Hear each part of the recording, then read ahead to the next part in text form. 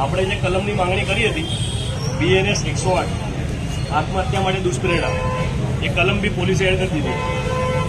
એના સાથે સાથે 296B, 351B, 115B અને 54 આટલી કલમોનો ઉમેરો કરવામાં આવ્યો છે. અને 2 મુખ્ય આરોપીઓના નામ લખવામાં આવ્યા છે, જે કોર્પોરેશનના અધિકારીઓ છે.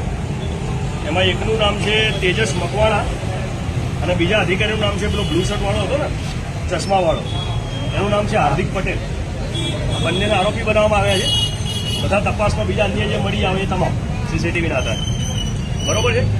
એટલે FIR થઈ ગઈ છે. પરિવાર સાથે બધી વાતચીત થઈ છે.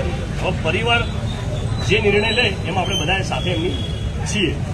પરિવાર અત્યારે એવું કે અમને વાત થઈને એવું કીધું છે કે આરોપીઓની ધરપકડ થઈ જાય, પછી આરોપીઓને તત્કાલ નોકરીમાંથી છૂટા કરી દેવામાં આવે, કાયમી, સસ્પેન્ડ નહીં, કાયમી, તથા પરિવારના મિનિમમ 1 કરોડનું કમ્પન્સેશન મળે. એવી બધી ડિમાન્ડ, એવી બધી વાર્તાલાપ થઈ છે. પણ હવે એમાં પરિવાર કાલે શું નિર્ણય પર આવે છે એ આપણને જાણ કરે, એટલે આપણે બધા પરિવારના નિર્ણય સાથે આ જગ્યાએ ફરીથી આંદોલન ચાલુ રાખીશું. બરોબર.